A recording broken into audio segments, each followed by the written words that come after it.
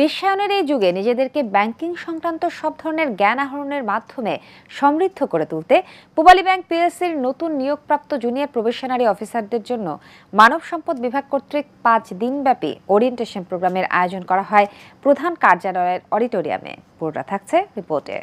Pubali bank পিএলসির নতুন নিয়োগপ্রাপ্ত 146 জন junior probationary অফিসারদের জন্য মানব সম্পদ বিভাগ কর্তৃক 5 দিনব্যাপী ওরিয়েন্টেশন প্রোগ্রামের আয়োজন করা হয় প্রধান কার্যালয়ের অডিটোরিয়ামে। উদ্বোধনী অনুষ্ঠানের প্রধান অতিথি হিসেবে উপস্থিত ছিলেন পূবালী ব্যাংক পিএলসির ব্যবস্থাপনা পরিচালক ও প্রধান নির্বাহী কর্মকর্তা মোহাম্মদ আলী। বিশেষ অতিথি হিসেবে উপস্থিত ছিলেন ব্যাংকের উপব্যবস্থাপনা পরিচালকবৃন্দ মোহাম্মদ দিসা, মোহাম্মদ সাদাত হোসেন, আহমদ এনায়েত মঞ্জুর, মোহাম্মদ শাহনেওয়াজ খান ও মোহাম্মদ আনিসুজ্জামান। মানব সম্পদ বিভাগের প্রধান ও মহাব্যবস্থাপক ইসমত আরা হক অনুষ্ঠানে স্বাগত বক্তব্য প্রদান করেন। এ সময় পূবালী ব্যাংকের প্রধান কার্যালয়ের মহাব্যবস্থাপক বৃন্দ এবং ব্যাংকের ঊর্ধ্বতন নির্বাহী বৃন্দ উপস্থিত ছিলেন।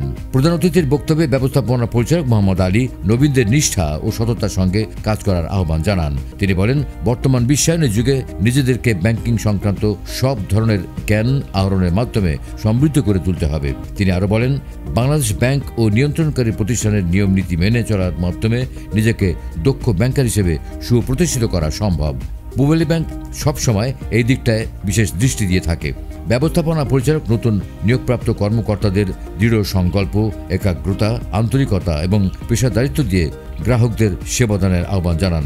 তিনি বলেন, এই সিচুয়েশনের মধ্যে রিক্রুটমেন্ট বাণিজ্য যে পরিমাণ বিশাল ইম্প্যাক্ট, পলিটিক্যাল রাজনৈতিক রিক্রুটমেন্ট, পাওয়ারফুল গ্রুপের লবিং রিক্রুটমেন্ট বাণিজ্য, সেই জায়গা থেকে আমরা মুক্ত করতে পেরেছি। তো এই যে ইথিক্যাল স্ট্যান্ডার্ড এবং ইন্টিগ্রিটি আমরা মেনটেন করছি, তার জন্য আপনাদের কাছে এক্সপেকটেশন আছে।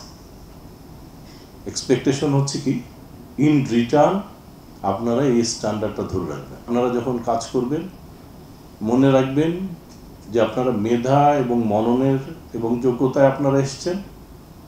আপনাদের একটা রেসপন্সিবিলিটি আছে টু দ্য সিটিজেন। সেই রেসপন্সিবিলিটিটা হচ্ছে যে তাদেরকে সার্ভিস রিটার্ন করা। স্টেট আপনাদেরকে, রাষ্ট্র আপনাদেরকে অনেক কিছু দিয়েছে, ছোটবেলা থেকে পড়িয়েছে, বিনা পয়সায় পড়িয়েছে, করেছে।